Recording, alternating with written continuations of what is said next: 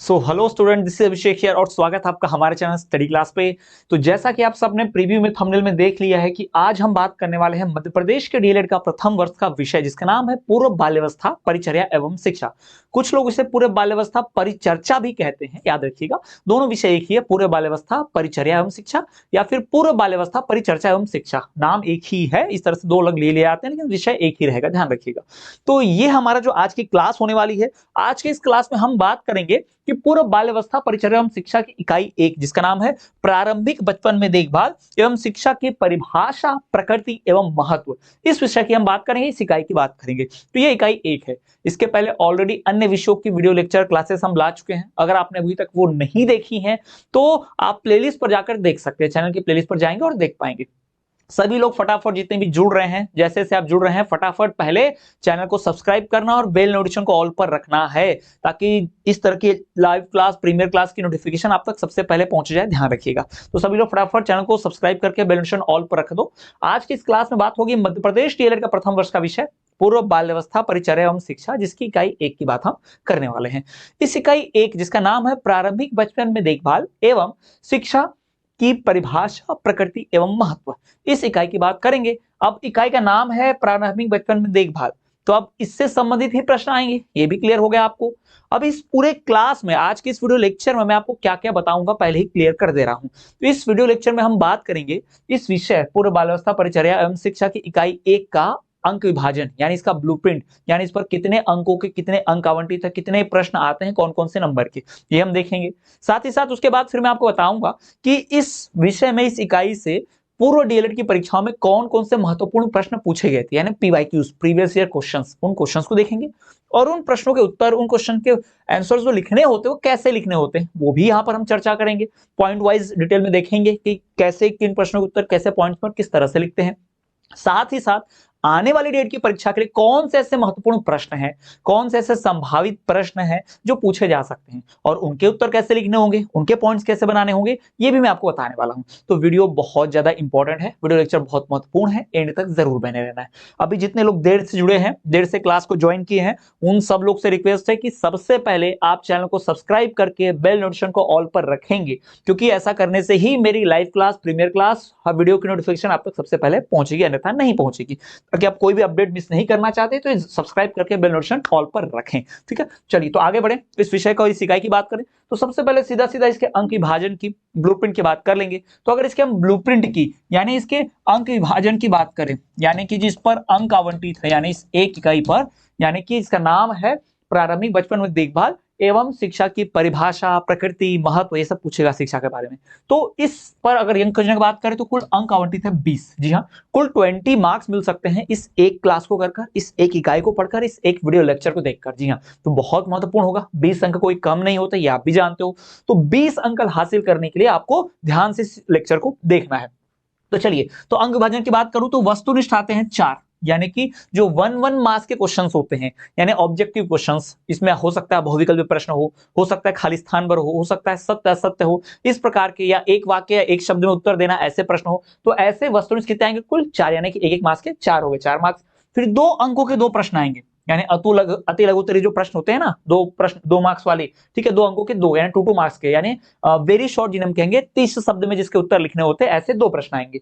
फिर 3 मार्क्स का एक प्रश्न आएगा, 3 मार्क्स का एक क्वेश्चन आएगा, 45 वर्ड्स में इसका उत्तर लिखना होता है, 45 शब्दों में। फिर 4 अंकों का एक प्रश्न आएगा, 4 मार्क्स का एक क्वेश्चन भी आएगा। तो एक 4 मार्क्स का है, एक 3 मार्क्स का, 2 मार्क्स के और 4 वस्तुनिष्ठ। तो इस प्रकार से कुल ये आपका क्या हो गया, अंक विभाजन, इससे आपको 20 अंक मिलते हैं। ये 20 अंक इस इकाई की अंक योजना है, प्रारंभिक बचपन में देखभाल एवं शिक्षा की परिभाषा प्रकृति एवं महत्व, इस इकाई की बात करूं तो।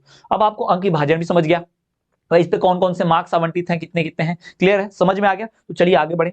आगे बढ़ने से पहले आपको अगर बता दूं कि भाई यदि आप एमपीडीएड की तैयारी 100% करना चाहते हो, 100% इसको क्वालिफाई करना चाहते हो, एग्जाम को 90+% स्कोर करना चाहते हो, तो आने वाले डेट की परीक्षा के लिए हमारा संपूर्ण कोर्स आप ही के लिए बना है। 1 साल की वैलिडिटी के साथ ये कोर्स चलता है।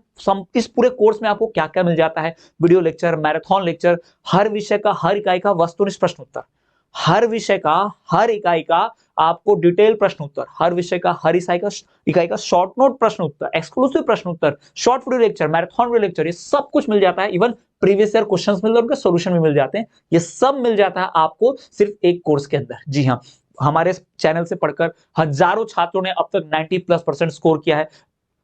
1 लाख से ज्यादा छात्र अभी तक डीएलएड हमारे चैनल के थ्रू क्वालिफाई भी कर चुके हैं। तो ये जान लीजिए, डीएलएड की संपूर्ण तैयारी करने के लिए एकमात्र स्थान यहां पर आपको मिल जाएगा।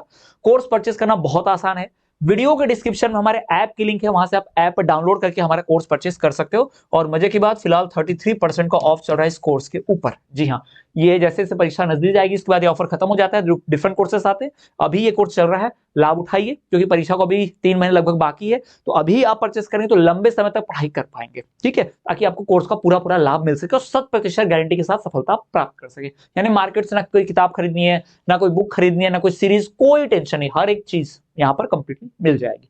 ये हो गया कोर्स के बारे में। चलिए अब बढ़ते हैं बिना किसी देरी के, हम अपने महत्वपूर्ण प्रश्न उत्तर की तरफ बढ़ेंगे और देखेंगे कौन सा महत्वपूर्ण प्रश्न जो पहले डीएलएड की परीक्षा में पूछ के हैं, पीवाईक्यूज, उनको देखते हैं, उनके उत्तर लिखने क्या होते हैं। तो सबसे महत्वपूर्ण यहाँ पर टॉपिक है प्रारंभिक शिक्षा से आपका क्या अभिप्राय है। ठीक है, प्रारंभिक शिक्षा, तो ये प्रीवियस ईयर क्वेश्चन है, ठीक है, ध्यान रखिएगा, ये प्रीवियस ईयर क्वेश्चन है। और हाँ, ये आने वाली डेट की परीक्षा के लिए महत्वपूर्ण है, हो सकता है आने वाली डेट की परीक्षा में ये प्रश्न पूछा जाए, बहुत महत्वपूर्ण है, अभी से बता दे रहा हूं। तो प्रारंभिक शिक्षा एक्चुअल में क्या होती है, इससे अब क्या आपका अभिप्राय है, क्या इसका मतलब आपका है प्रारंभिक शिक्षा से। तो बात करेगा प्रारंभिक शिक्षा से, तो सबसे पहले देख लो भाई, प्रारंभिक शिक्षा का अर्थ क्या होता है। तो प्रारंभिक शिक्षा का अर्थ है विद्यालय में कक्षा 1 से 8 तक दी जाने वाली शिक्षा। प्रारंभिक यानी शुरुआत, प्रारंभ का मतलब भी क्या होता है, शुरुआत। तो प्रारंभिक शिक्षा मतलब शुरुआती शिक्षा।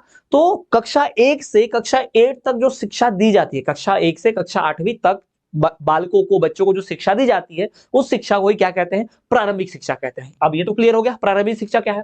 और क्या, अब जो प्रारंभिक शिक्षा है ना, ये 6 से 14 वर्ष के बच्चों के लिए मुफ्त अनिवार्य शिक्षा, आरटीई, राइट टू एजुकेशन, शिक्षा का अधिकार अधिनियम के तहत भी आ जाता है ना। तो शिक्षा का अधिकार अधिनियम 6 से 14 वर्ष के लिए मुफ्त एवं अनिवार्य, निःशुल्क एवं कंपलसरी या अनिवार्य शिक्षा का प्रावधान रहता है। तो ये इसी के अंडर आ जाता है, याद रखिएगा, प्रारंभिक शिक्षा के अंडर ही आता है। और क्या, इसमें होता है, समस्त बालक बालिका जो 16 से 14 साल के बीच में है, उन्हें विद्यालय में उनका एडमिशन होना चाहिए, उनका प्रवेश होना चाहिए। साथ ही साथ उन्हें नियमित रूप से विद्यालय में इनरोल होकर उनका अटेंडेंस रेशो बढ़े, यानी कि वो नियमित रूप से विद्यालय जाएं, शिक्षा ग्रहण करें। ऐसा नहीं कि एडमिशन कर दिया और स्कूल ही नहीं आ रहे, बस एग्जाम देने जा रहे, ऐसा भी नहीं। बच्चों का एडमिशन, प्रवेश भी होना चाहिए, और स्कूल, सरकार, अभिभावक, शिक्षक, ये सब मिलकर सुनिश्चित करेंगे कि ये बच्चे स्कूल आए, है ना, स्कूल अटेंड करें, विद्यालय पहुंचे और पढ़ाई करें, शिक्षा ग्रहण करें। ठीक है, इसमें और फिर चीजें जोड़ दी जाती है, जैसे मध्याह्न भोजन चलाना, उनके लिए फ्री किताबें, गणवेश, है ना, स्कूल ड्रेस वगैरह, साइकिल वगैरह वितरित करना, छात्रवृत्ति वितरित करना, ये सब चीजें उसमें आ जाती हैं।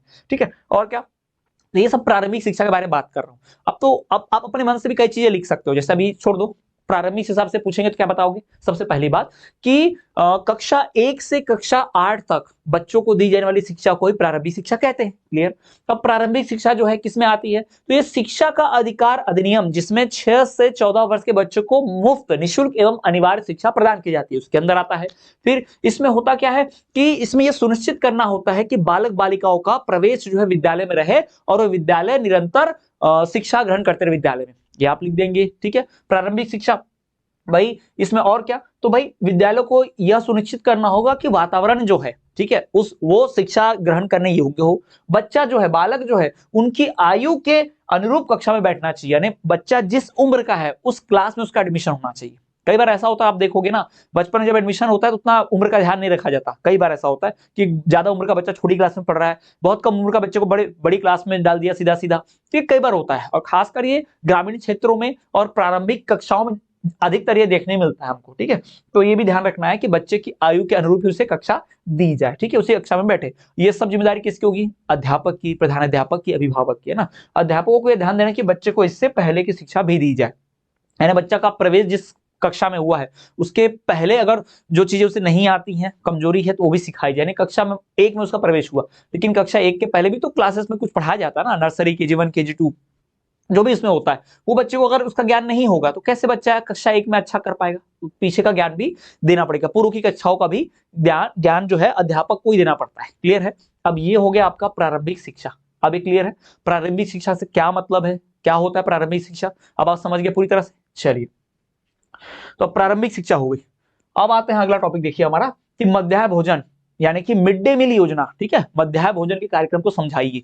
मध्याह्न भोजन कार्यक्रम को आप ऑलरेडी पहले भी जानते ही हैं, है ना, इसे मिड डे मील योजना, मिड डे मील स्कीम के नाम से जानते हैं, ठीक है, मिड डे मील यानी मध्याह्न भोजन। अब ये योजना लाई इसलिए गई थी, अब देखो इसके पीछे आने का कई, यहाँ ये थ्योरी वोरी पढ़ने से पहले मैं आपको ओरली बता दूं कि होता क्या है। देखो कि पहले ऐसा होता था कि जो गरीब माँ बाप होते थे वो अपने बच्चों को स्कूल भेजने से कतराते थे, क्योंकि माँ बाप कमाने जा रहे, थोड़ा बहुत कमा रहे मजदूरी करके, बच्चे को पढ़ने भेजेंगे तो उसका पढ़ाई का खर्चा अलग, साथ ही साथ उसका खाने का खर्चा भी अलग। तो अगर बच्चा स्कूल जाए और उसका खाना भी वहीं हो जाए तो हमें ना स्कूल की चिंता ना खाने की चिंता, तो माँ बाप अपना कमा के अपना पेट भर ले, अपना घर चला ले, बच्चे की तरफ से निश्चिंत हो जाते हैं। और दूसरा, बच्चे पढ़ाई खाने के लालच में भोजन के लिए स्कूल आ जाते हैं, तो इससे बच्चों की उपस्थिति बढ़ी। तो इसलिए जो मध्याह्न भोजन या मिड डे मील स्कीम योजना जो लाई गई थी, इससे बच्चों का आप कह सकते हो बच्चों का जो एडमिशन है, बच्चों का जो रेशो है वो स्कूल में बढ़ाना था, विद्यालय में ज्यादा से ज्यादा बच्चे पढ़ने आ सके, ठीक है। और गरीब माँ बाप जो बच्चों के भोजन को लेकर इन सबको चिंतित होते हैं, उनकी चिंता दूर हो जाए और बच्चों को एक निश्चित पूरक पोषण आहार मिले। जी हाँ, क्योंकि बच्चों को एक न्यूट्रिशन प्रॉपर बैलेंस डाइट चाहिए होता है, तो हर गरीब माँ बाप अफोर्ड नहीं कर सकता, इसलिए मध्याह्न भोजन में आप देखो कई बार ऐसा होता है पूरा मेन्यू होता है, अलग अलग चीजें खाने मिलती हैं, डिसाइडेड होता है ताकि बच्चे का शारीरिक स्वास्थ्य अच्छा रहे, है ना। तो यही मध्याह्न भोजन। चलो उसी की बात करते हैं। अब ये तो मैंने ओरली बता दिया, अब थोड़ा किताबी भाषा पर आ जाते हैं। जितने लोग देर से जुड़ रहे हैं कक्षा में बता दूं कि भाई हर रोज इसी टाइम पर लाइव क्लास हमारी प्रीमियर होती है, हर रोज इसी टाइम पर जुड़े, अपने दोस्त अपने क्लासमेट फ्रेंड्स उनको भी बताएं कि इस टाइम पर ही क्लास हमारी जो है प्रीमियर हो जाती है, ठीक है। और अभी डेली आप ऐसे ही क्लास करना चाहते हैं, हर दिन आपको क्लास की नोटिफिकेशन मिल जाए, ऐसा आप चाहते हो तो चैनल को सब्सक्राइब करके बेल नोटिफिकेशन ऑल पर रख देना, तभी नोटिफिकेशन जाएगी। क्लियर है? चलिए, तो मध्याह्न भोजन कार्यक्रम क्या है? मध्याह्न भोजन कार्यक्रम, मध्याह्न भोजन योजना भारत सरकार की एक योजना है, जिसके अंदर ये ऐसी योजना है जिसको भारत सरकार ने चलाया।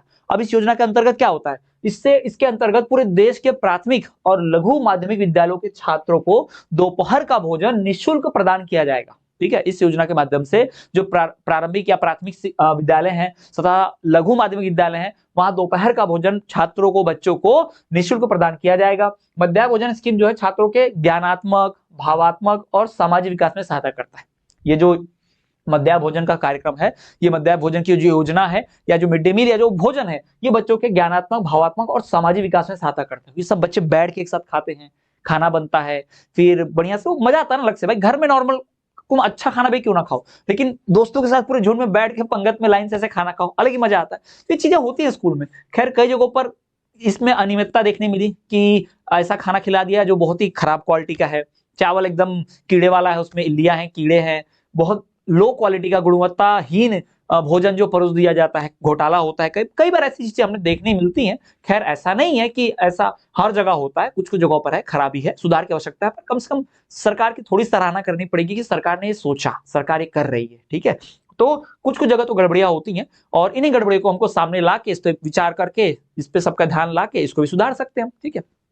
तो ये मध्याह्न भोजन आपको समझ में आ गया, क्लियर है। अब बढ़ते हैं अगला। देखिए अगला सवाल क्या है कि शिशु शिक्षा शिक्षक की दो विशेषताएं लिखिए। ये सब 2020 और 2022 इन वर्षों में पूछे जा चुके पीवाईक्यूज है, याद रखिएगा, प्रीवियस ईयर क्वेश्चंस हैं ये, इन वर्षों में परीक्षा में पूछा जा चुका प्रश्न है कि शिशु शिक्षा शिक्षक की कोई विशेषताएं लिखिए, ठीक है। तो शिशु शिक्षा शिक्षक की दो विशेषताएं, नंबर 1 भावनात्मक एवं संज्ञानात्मक विकास का ज्ञान, ठीक है। भावनात्मक और संज्ञानात्मक विकास का ज्ञान मिलता है शिशु शिक्षा शिक्षक। फिर बच्चों के मनोविज्ञान का ज्ञान होना आवश्यक है। इस तरह की शिक्षा में, इस तरह के पढ़ाई में छोटे बच्चे की जो शिक्षा होती है ना, शिशु वाली शिक्षा है ना, इन्फेंट्री, तो उसमें बच्चों के मनोविज्ञान का आपको पता होना आवश्यक होता है कि बच्चा किस तरह से सोचता है। मनोविज्ञान मतलब यहाँ पर साइकोलॉजी से, चाइल्ड साइकोलॉजी है ना, तो बच्चे के मनोविज्ञान चाइल्ड साइकोलॉजी का नॉलेज होना चाहिए। यानी जो छोटे बच्चों को संभाल रहा है उसे ये ज्ञान होना चाहिए कि बच्चों का मनोविज्ञान कैसा होता है, बच्चे किस प्रकार से सोचते हैं, किस प्रकार से उनकी बॉडी काम करती है, ये पता होना चाहिए। क्लियर है? चलिए आगे बढ़ते हैं अपने अगले प्रश्न की ओर, अगले पीवाईक्यू की ओर। तो अगला हमारा प्रश्न है ईसीसीई कार्यक्रम के उद्देश्य बता दीजिए। ईसीसी कार्यक्रम का उद्देश्य क्या है, ऐसा सवाल पूछेगा तो हम बताएंगे। ईसीसी कार्यक्रम के प्रमुख उद्देश्य निम्नलिखित दिए जा रहे हैं, पहले थ्योरी लिख दो, है ना, डायरेक्ट मत लिख देना, पहले थ्योरी लिख दो। तो ईसीसी कार्यक्रम का उद्देश्य निम्न प्रकार से दिया जा रहा है। नंबर 1 बच्चों के समग्र विकास को बढ़ावा देना। ईसीसी को लाकर, इस योजना को लाकर सरकार बच्चों का जो विकास है, बच्चों का जो समग्र विकास है ना, टोटल ओवरऑल डेवलपमेंट जिसे कहा जाएगा, समग्र विकास को बढ़ावा देना। दूसरा औपचारिक स्कूली शिक्षा, फॉर्मल स्कूल एजुकेशन जो है ना, औपचारिक स्कूली शिक्षा के लिए बच्चों को तैयार करना, रेडी करना कि बच्चा जो है अब औपचारिक शिक्षा लेने जाएगा। यानी नर्सरी KG1 KG2 में तो औपचारिक शिक्षा नहीं होती। औपचारिक शिक्षा मतलब जो गणित वगैरह हल करने लगता है ना, वो औपचारिक शिक्षा होती है। फिर मातृ रोजगार की सुविधा के लिए बच्चे की देखभाल, सहायता, सेवाएं। माता भी रोजगार, अब देखोगे अब आशा कार्यकर्ता, आंगनवाड़ी कार्यकर्ता, इसमें महिलाएं होती हैं, वो महिला छोटे बच्चों का देखभाल करती हैं। पर जो महिला को ये नौकरी मिलती है, वो महिला को नौकरी मिल जाती है, वो महिला को रोजगार मिल जाता है, वो महिला के कमाने का साधन बन जाता है और बच्चों का विकास भी हो जाता है। सब बढ़िया है ना। तो मातृ रोजगार की सुविधा के लिए बच्चों की देखभाल, सहायता प्रदान करना। माता पिता और बच्चे की बातचीत में सुधार और परिवार घर के माहौल में बच्चों की देखभाल प्रथाएं। बच्चा अगर कई बार ऐसा आंगनवाड़ी में पढ़ने जाता है, कुछ समय के लिए कुछ घंटे वहां पर रहता है, तो माता पिता फ्री होते हैं, कुछ काम कर सकते हैं। बच्चा दूसरे बच्चों के साथ कुछ चीजें सीख पाता है। वहां पे जो कार्यकर्ता होती हैं, महिलाएं जो होती हैं, आशा कार्यकर्ता, आंगनवाड़ी कार्यकर्ता, वो उन्हें अच्छी चीजें सिखाती भी है, उनका देखभाल भी करती हैं। और एक आप कह सकते हो some sort of play school जैसा होता है ना, वैसा शुरू हो जाता है, किंडरगार्टन जैसा। सीखने के लिए प्रेरणा बढ़ना, बच्चे बचपन से ही उसी समय से बच्चों का इंटरेस्ट आने लगता है स्कूल वगैरह में, बैग टांग के, बास्केट लेके वहां पर खाना खाना, गेम खेलना, एक दूसरे के साथ बैठना, तो बच्चों को पहले से आदत आ जाती है, प्रेरणा, मोटिवेशन मिल जाता है। तो सीखने के लिए प्रेरणा बढ़ाना। फिर प्रारंभिक शिक्षा के सार्वभौमिकरण में योगदान। जी हाँ, अर्ली एजुकेशन जो होता है, प्रारंभिक शिक्षा जो होती है, उसमें बच्चे का सार्वभौमिकरण करना और उसमें उसका योगदान देना। तो प्रारंभिक शिक्षा के सार्वभौमिकरण में बच्चे का योगदान, ये ध्यान रखिएगा। तो ECC कार्यक्रम के मुख्य उद्देश्य क्या क्या है, क्लियर है, समझ में आया? तो निम्नलिखित है। पहला, एक कि बच्चे का समग्र विकास को बढ़ावा देना। नंबर 2, औपचारिक स्कूल शिक्षा के लिए बच्चे को तैयार करना। नंबर 3, मातृ रोजगार की सुविधा के लिए बच्चे की देखभाल एवं सहायता प्रदान करना। चौथा, माता पिता और बच्चे के बीच की बातचीत में सुधार लाना और परिवार तथा घर के माहौल में बच्चे को पालने की जो प्रथाएं हैं उसको थोड़ा बदलना, अलग करना। सीखने के लिए प्रेरणा बढ़ाना बच्चे के अंदर, और प्रारंभिक शिक्षा में उसका सार्वभौमिकरण यानी वो उसका चौतरफा विकास में योगदान देना। ये सब ECC कार्यक्रम का उद्देश्य था, इसीलिए ECC को लाया गया था। क्लियर है, समझ में आ गया आपको ECC क्या है? याद रखिएगा, इंपॉर्टेंट क्वेश्चन में से एक है, पूछा जाता है कई बार। क्लियर, चलिए आगे बढ़ते हैं। अगला प्रश्न देखिए, समाकित क्या है, समेकित, हाँ, समेकित बाल विकास सेवाओं का संगठन बताइए। ठीक है, बाल विकास का संगठन, बाल विकास की सेवाएं, बच्चों का ग्रुप, बच्चों के लिए जो संस्थाएं ग्रुप बनाए जाते हैं, उसे पूछा जाएगा। तो ये जो समेकित बाल विकास सेवाएं हैं या समेकित बाल विकास का जो संस्था या ग्रुप होगा, आप कह सकते हो समूह है, उसके बारे में पूछा जा रहा है। तो समेकित बाल विकास सेवाओं का आयोजन मानव संसाधन विकास मंत्रालय के अधीन होता है। मानव संसाधन विकास मंत्रालय, ठीक है, ह्यूमन रिसोर्स डेवलपमेंट डिपार्टमेंट जो होता है ना, उसकी बात हो रही है।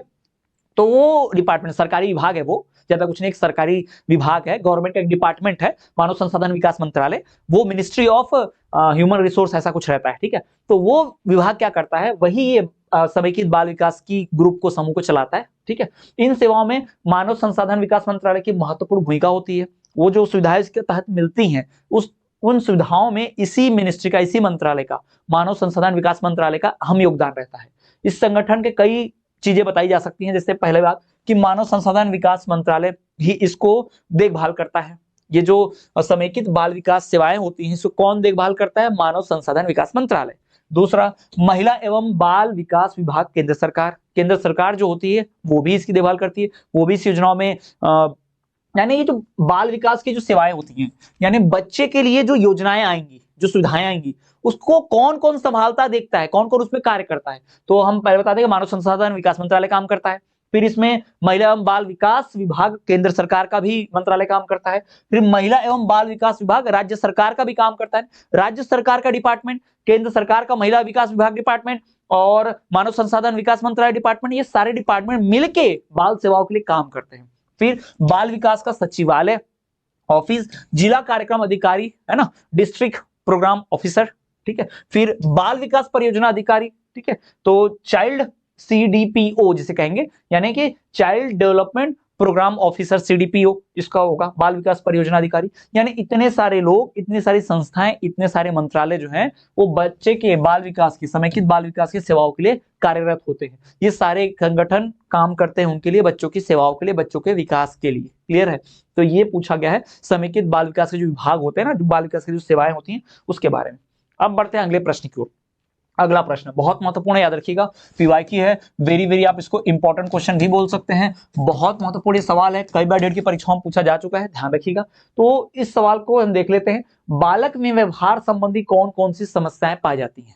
बच्चे जो व्यवहार करते हैं, ठीक है, तो कुछ बच्चों के व्यवहार में आप देखोगे कुछ समस्याएं होती हैं, जैसे झूठ बोलना, चोरी करना, अंगूठा चूसना, है ना। तो ये जो समस्याएं होती है ना, उसकी बात हम करने वाले हैं। तो बालक के व्यवहार में जो समस्याएं होती है ना, उनकी बात करेंगे। तो बालक में व्यवहार संबंधी कौन कौन सी समस्याएं पाई जाती हैं? तो बालक के व्यवहार संबंधी कई प्रकार की समस्याएं पाई जाती हैं। इनमें से कुछ समस्याएं निम्नलिखित दी जा रही है। नंबर 1, आदत संबंधी समस्या। बच्चों को कुछ चीज की आदत होती है, जैसे अंगूठा चूसना, नाखून कुतरना, बिस्तर गीला कर देना, गोला करना मतलब गीला करना, ठीक है।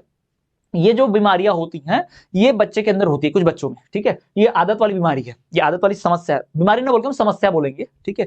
बचपन में होती है बच्चों को, कुछ कुछ बच्चों को, सबको नहीं होती, कुछ कुछ को, ठीक है। कुछ चीजें तो आम होती है, जैसे ये नाखून कुतरना, हमें से अधिकतर लोग करते होंगे, कुछ तो बड़े होकर भी करते हैं, मैं भी कभी कभी कर ही देता हूं ऐसे, ठीक है, क्या झूठ बोलना। फिर खान पान संबंधी समस्या। कुछ बालकों में खान पान संबंधी यानी खाने पीने से संबंधित समस्या भी देखने मिलती है, जैसे कि खाना न खाना, उल्टी आना, बहुत कम खाना, किसी खास प्रकार की भोजन सामग्री से घृणा, यानी भिंडी नहीं खाना है, करेला नहीं खाना है, ठीक है। बच्चे का क्या, मैं खुद नहीं खाता हूँ करेला। तो बच्चों में कुछ चीजें रहती है ना कि दाल चावल नहीं खाएंगे, ये नहीं खाएंगे, कोई बच्चा दूध पीने से बार बार मना करता है, दूध नहीं पिएंगे, तो ये भी एक समस्या है, भोजन से संबंधित समस्या है, ठीक है। फिर नींद संबंधी समस्या। कुछ बच्चों में ऐसा होता है कि नींद में प्रॉब्लम होती है, नींद में बड़बड़ाते हैं, रात में उनको डर लगता है। फिर सोते समय चलना, है ना, स्लीप वॉकिंग जिसे कहते हैं, सोते सोते बात करना, ये भी होता है, ठीक है। नींद ना आना ये कोई समस्या नहीं है, बड़े होकर आता है, बचपन में नहीं आता ये, ठीक है। तो छोटे बच्चों में नींद संबंधी कुछ समस्या होती है, जैसे नींद में बड़बड़ाना, ठीक है। और क्या कि भाई नींद में चलना, है ना, सोते समय बोलना, बड़बड़ाना, ये सारी परेशानियां कई बार समस्याएं जो है बच्चों में होती हैं।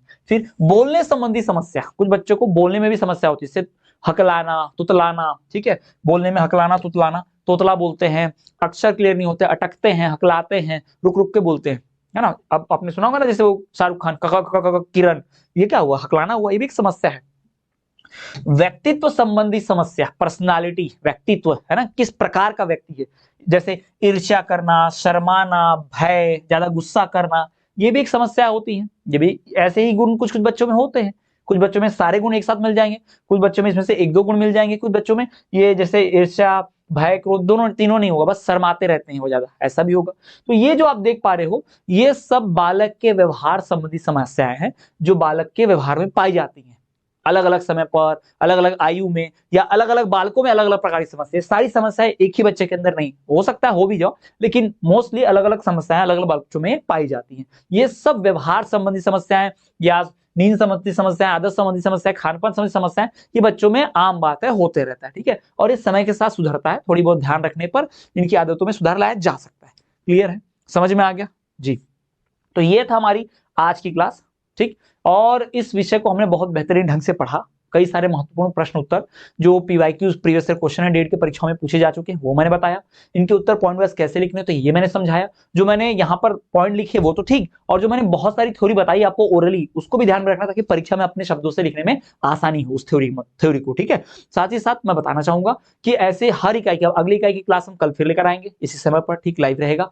तो आप सभी अपने दोस्त, क्लासमेट्स, फ्रेंड्स, आपको कॉलेज का व्हाट्सएप ग्रुप होगा, जो भी होगा, वहां तक वीडियो की लिंक जरूर शेयर करें। साथ ही साथ अन्य विषयों की पढ़ाई करेंगे, प्लेलिस्ट जरूर चेक कर लें। प्लेलिस्ट में अन्य विषयों की वीडियो हम क्लासेस पहले ही ला चुके हैं, नहीं देखी तो देख लीजिएगा। और अगर आप चाहते हैं कि हर रोज आपको क्लास मिले, नोटिफिकेशन आ जाए, और बोर्ड से संबंधित, एग्जाम से संबंधित कोई भी exam form, exam date, time table, result, किसी भी चीज की संबंधित जानकारी अगर बोर्ड पर कोई आती है, तो सबसे पहले मैं एमपी बोर्ड की डीएलएड की जानकारी आप तक पहुंचा दूं वीडियो बनाकर। तो आप उसके लिए सब्सक्राइब करके बेल नोटिफिकेशन ऑल पर रख देना, ताकि वीडियो मिस ना करें। और हमारा संपूर्ण कोर्स डीएलएड की 90% पढ़ाई के लिए, 90% स्कोर करने के लिए हमारा संपूर्ण कोर्स जरूर परचेस करें। वीडियो के डिस्क्रिप्शन हमारे ऐप की लिंक है, ऐप डाउनलोड करें और कोर्स परचेस करें। किसी कूपन कोड की जरूरत नहीं है, क्योंकि ऑलरेडी 33% ऑफ चल रहा है। बिना कूपन कोड के डायरेक्ट कोड परचेस कर ले। चलिए स्टूडेंट्स, मिलेंगे अगले वीडियो में, तब तक के लिए देखते रहिए हमारा चैनल स्टडी क्लास।